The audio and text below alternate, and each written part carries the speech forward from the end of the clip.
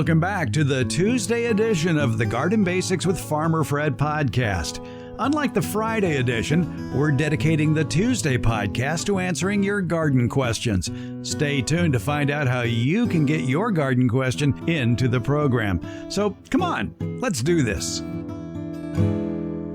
Hello, Farmer Fred. My name is Gail, and I live in Orangevale. I would like to start a vegetable garden as well as a cutting garden, flower garden in my backyard. I have a significant amount of space, but it's all been Bermuda grass. Yes, the dreaded Bermuda grass. I'm wondering, what's the best way to get started? I want to start small with tomatoes and peppers in the vegetable garden, and maybe some zinnias and sunflowers in the cutting garden. Anything that you might be able to tell me for starting from scratch in clay soil in Orangevale that has been Bermuda grass for a long time would be very helpful. Thank you. Oh, thank you, Gail, for using SpeakPipe to give us that question. Debbie Flower is here, America's favorite retired college horticultural professor. Gail, how about moving? That always solves a Bermuda grass problem. The Bermuda grass is forever, as I'm fond of saying.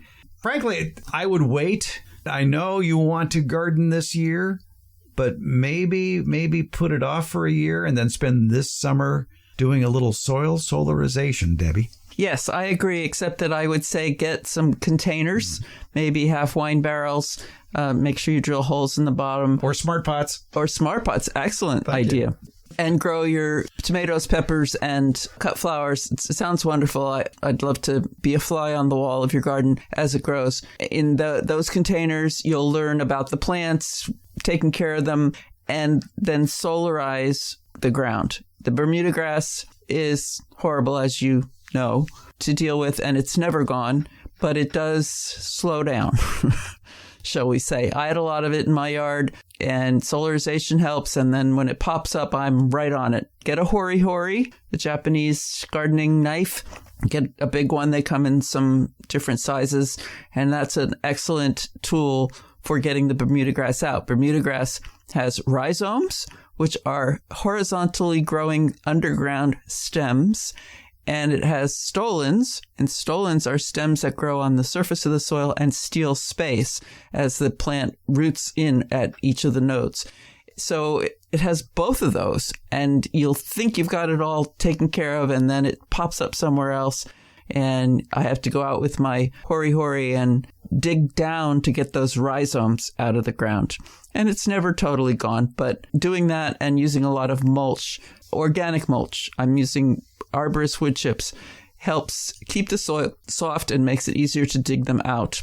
Shade also prevents Bermuda grass from spreading as vigorously, but you're going to want full sun for your crops. Bermuda grass was the lawn du jour. Not that long ago. You go back to the post-World War II era, and a lot of people in California especially had Bermuda grass lawns. It was praised far and wide for its excellent resistance to heat and drought, low water use, dense sod formation, tolerance of a wide range of soil pH ranges, good tolerance to salty water and conditions, good traffic tolerance, relative ease of establishment, and grows on hard soil surfaces and shallow soils better than most other grasses. So you can see how it could take over. It can grow anywhere. That's the perfect lawn. So it had its good points, but then it kind of gets out of control because of rhizomes, stolons, and the seeds that fly. Yeah, the kind of Bermuda grass that was used for lawns was chosen specifically for lawns for its color and its more finely textured and its delay in seeding. But what we're seeing in our yards now is not that specially chosen Bermuda grass. Yeah, I think the specially chosen Bermuda grass seed came along later. I think first was the common Bermuda grass that basically took over everything, and then they found a more polite form of Bermuda grass, which I guess is fine for golf courses, something like that. But in your backyard, you don't want it. I have another Bermuda grass type weed here now that I never thought would become a weed, but the warnings were there, and that's Carapia. The Carapia is a modern development based on the old Lipia. And if you've ever had Lipia, you know that it can spread as well. And it's really a tangly, viney mess that grows everywhere but where you want it to grow. Fortunately, it comes up easily. Can't say that about Bermudagrass. No. Because if you leave any part there, it'll sprout, grow. Right. That's why I like soil solarization. I think of all the methods I've tried to control Bermudagrass, that is the most effective and the most ecologically sound way to do it without having to apply glyphosate, multiple times. There are some herbicides specific to Bermudagrass or that work on other grasses as well. But whereas glyphosate, Roundup being one brand, will kill the top growth anyway of almost anything and the roots of some things. It won't get all the roots of Bermudagrass because the stems and roots go so deep. Nor the seeds, right. So there are some chemicals available, some pesticides, herbicides listed for control of Bermudagrass, but they will never say that they're going to kill the Bermudagrass. They just say that they will control it. And it usually requires more than one application to get the Bermudagrass under control. And I've used them once or twice. And for me, digging was, in combination with solarization, digging was the better choice. You can certainly do that. I was about 2,800 square feet of a former lawn that was Bermudagrass and did soil solarization on it. And in the time from that to when we left that property, it never resprouted. Wow. And so how far so you have to prep the soil to do soil solarization. You mow, if it's a lawn, you just mow it as low as your mower can go. And you get it down real low. And you take the clippings off. Oh, yeah. You take the clippings off, definitely. And then you water and you water and you water because you want that water to go down as deep as possible because it's going to carry the heat with it because you're going to put clear plastic over that lawn area and seal the edges so air can't sneak in underneath that clear plastic. Usually they recommend 2 mil, 3 mil clear plastic. You can find it in usually the paint department at the big home stores in big rolls that are usually 4 mil, which some say, well, it's going to take longer then because it's so thick. But still, clear plastic, not black plastic, but clear plastic. Leave it on 6 to 8 weeks. Remember, you've got that We'll wait for the dogs. Are you done? I'm talking Bermudagrass here. Thank you. Again, to stress, it's important to have moistened that soil thoroughly so that the heat, which can get up to 140 degrees when it's covered with clear plastic, penetrates as deeply as possible because Bermudagrass portions can go down several feet.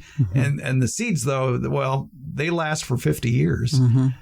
So we lived on this property for 10 years after doing that soil solarization and just covered the area with lots of bark and made room for trees, fruit trees in that area. And Bermudagrass never showed its ugly head again. That's wonderful. Yeah. But I have to say this. We also, in order to dig an area to put the bark on afterwards, we had to scrape off about 6 inches or so of the top. Because it was level with the concrete walkway, which was next to a swimming pool. So any bark that was in that area, if it rained, it would wash the bark into the pool. So basically we had to dig down a little bit. And I think that helped a lot too in removing a lot of that. And in fact, I know it did because I recall that where we moved the soil to out in the back 40, it soon became a hill of Bermudagrass. Oh, wow. So that works. But the soil solarization, by raising the temperature up to 140 degrees, does a great job of not only killing off the Bermudagrass, but any possible diseases you might have in that lawn area as well. And apparently the garden good guys that live in the soil, they just go a little deeper until it cools off and then they get out of the come way. Back up. I'm curious, you said 2,800 square feet. There was no single sheet of plastic that covered 2,800 square feet. This is true. So how did you cover it without air getting in where the plastic touched or overlapped or Or did you just do gutters, bury the edges of the plastic? How did you do that? How did you get it all covered? Well, a couple of ways we did it. We did it the bearing way that you suggest along the edges. But in the middle, where 2 sheets overlapped, we used the red-green method, which, for those of you that remember that TV show, Red Green was very fond of saying, you only need 2 things in life. WD-40 to make things go and duct tape to make things stop. So duct tape. And that lasted the 6 to 8 weeks. Yeah. Now, because it was rather thin, clear plastic, if it got windy, sometimes it would get rips. Mm-hmm. And we'd repair it with duct tape. Mm-hmm. And it was interesting that in some of the spots where the duct tape was there the longest, there was still green growth under it. Oh, wow. Yeah, just that little bit of shade was enough to keep it going. But it did a great job of getting rid of the Bermudagrass in that area.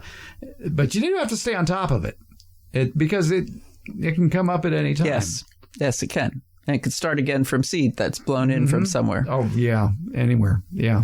So, Gail in Orangevale, I think Debbie's suggestion is right on. Have your garden this year in pots around the edges. And then put that clear plastic on for 6 weeks during the hottest part of the summer. Here in Northern California, that's usually from late June through early August when the sun is at the highest and out the longest, and it's also hot. So if you do it for at least 6 weeks, 6 to 8 weeks in that time frame, I think you'll be good to go the next year. Yes. With a garden. Yes. So give it a shot. Good luck. It sounds like a fun project. No, it doesn't. Not the solarization so much. All right. Thank you, Debbie. Yeah, thank you, Fred.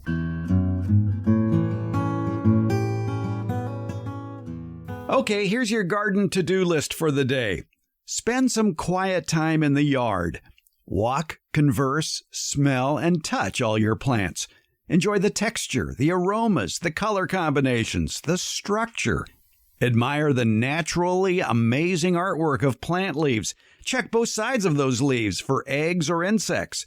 And if you're checking for eggs or bugs on your plant, make sure that they're the bad guys and not the good guys before you shoo them away. Take a seat out there. Watch and listen to the visitors to your yard, from insects to birds to 4-footed creatures, some of whom may be of dubious benefit. And if you would please, help spread the word to your gardening friends and family about the Garden Basics with Farmer Fred podcast. Leave a thumbs up or a comment on the show at Apple Podcasts or wherever you get your podcasts. And you can do that at our homepage as well, gardenbasics.net. And if you subscribe to our newsletter, leave a comment, share, and a thumbs up as well at the newsletter Beyond the Garden Basics. It's on Substack. By the way, that's where you can find the pictures of what the most beneficial insects look like, including their eggs, and that will be in the April 26th and the May 3rd, 2024 editions of the newsletter Beyond the Garden Basics. You can find a link to all of these in today's show notes. And as always, thanks for listening. We're out here at the Fair Oaks Horticulture Center. I'm watching vegetable expert and master gardener Gail Pothour raking bare soil in a raised bed. It looks like you're making a bed to do some planting soon. Yes, this is our bed that's going to have about 6 varieties of sweet peppers and a half dozen varieties of eggplant. Can I ask you a trick question? Sure. Didn't you plant peppers in here last year? No, they were in that bed. Okay, all right. You kind of caught me there. Yeah, I wasn't sure. No. Yeah, they were in that bed. Okay, yeah. Because, I know it's crop rotation and all that. Yes, I know. Yeah, especially with certain diseases. That's right. And we do have diseases in our bed. We have fusarium wilt, and we now have nematodes at least it's been identified in 2 of our beds, so we have to be careful. I imagine careful means using nematode-resistant varieties. Yes. In fact, one of the beds that we know we have nematodes in, we have been following a schedule of leaving it fallow, solarizing it, so we have about a 3 or 4 year program where we're doing certain things. This year we're planting nematode and fusarium-resistant tomatoes. Would you like to answer a garden question from a listener? Sure. Oh, God bless you.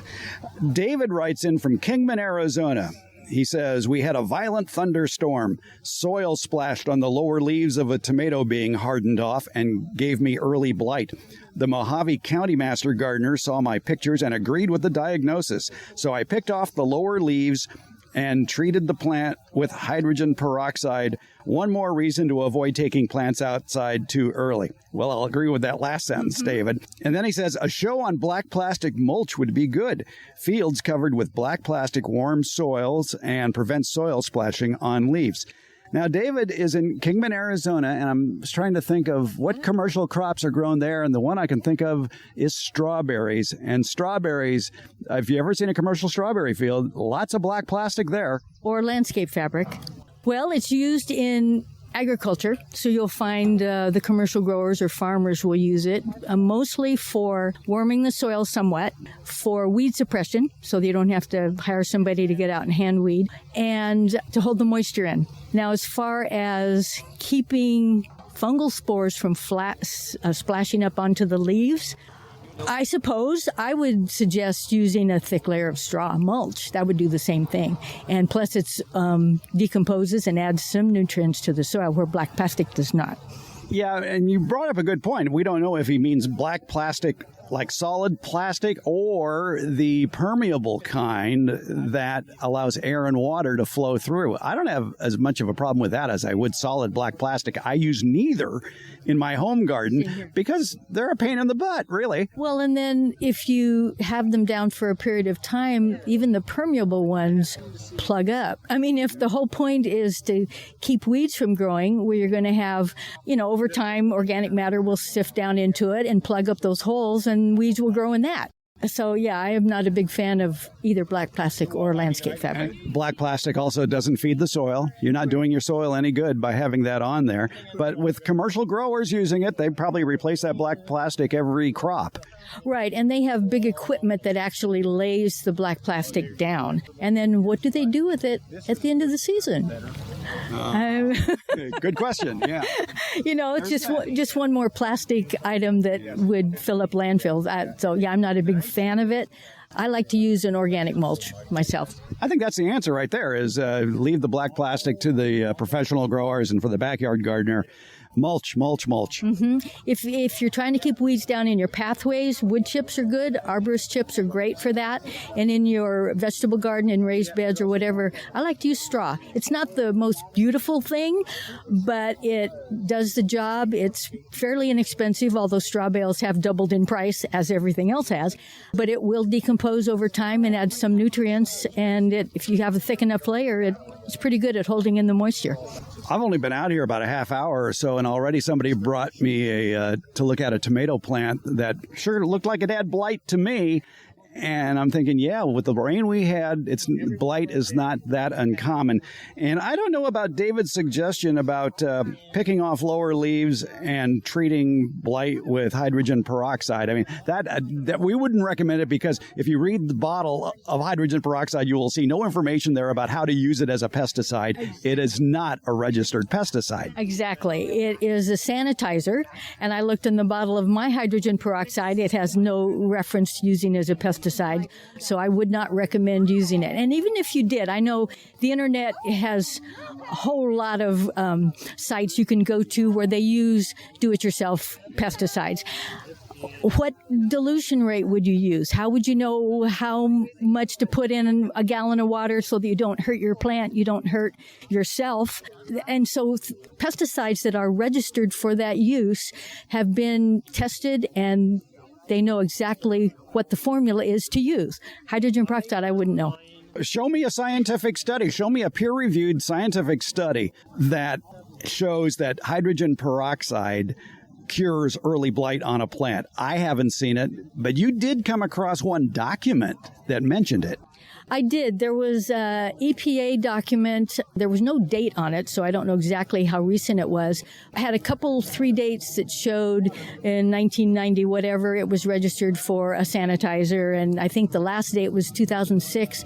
It said it was registered as a pesticide, but it's an ingredient in a pesticide. So not hydrogen peroxide that you would use as the pesticide. It's an ingredient in the pesticide. And I just ran across that, and I haven't had a chance to research it further, but I would be a little leery. Yeah, well, we have to be leery as master gardeners and not recommend these homegrown recipes. And just mentioned peer-reviewed scientific studies that are backed by the University of California. I don't have a problem with that at all.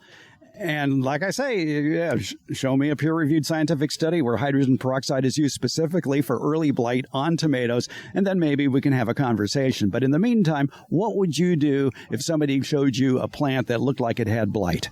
Well, for one thing, I wonder if they're from the South, because typically it takes a humid climate. So I know in the South they have a big problem with that. But if you're in an area that has a lot of dew or rain, you could get it as well.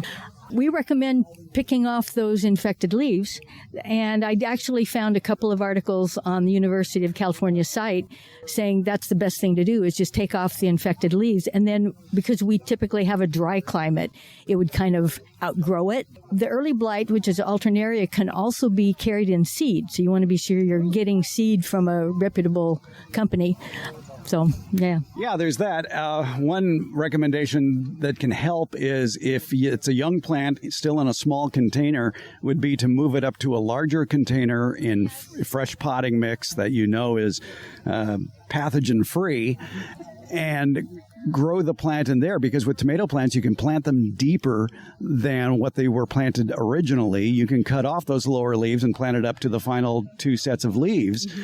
Give it another reinvigorating start while also nipping off probably the lower leaves that have it. Right, and also be sure that if you're reusing pots, going, say, from a 4-inch pot to a 1 gallon that you're reusing, be sure it's sanitized. So clean it with soap and water. I also dip it in a bleach water solution, 1 part bleach to 9 parts water, to be sure you're not carrying any potential pathogens into the plant that you're potting it up into.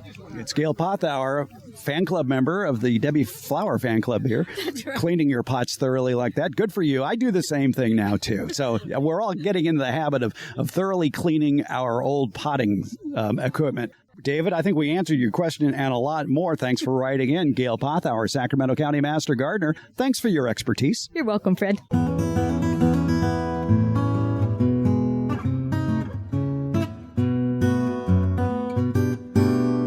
Want to leave us a garden question? You'll find a link at gardenbasics.net. Also, when you click on any episode at gardenbasics.net, you're going to find a link to SpeakPipe. You'll find it in the show notes. And when you bring up SpeakPipe on your computer or smartphone, you can leave us an audio question without making a phone call. Or you can go to SpeakPipe directly. That's speakpipe.com/gardenbasics.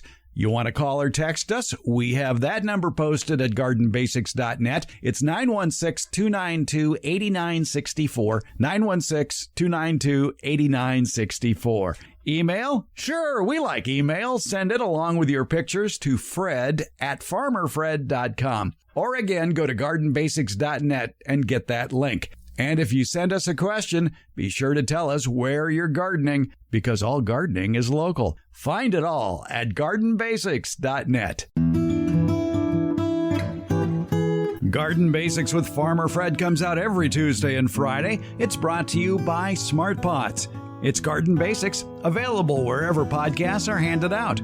For more information about the podcast and transcripts of the podcast, visit our website, gardenbasics.net. And that's where you'll also find out about the free Garden Basics newsletter, Beyond the Garden Basics.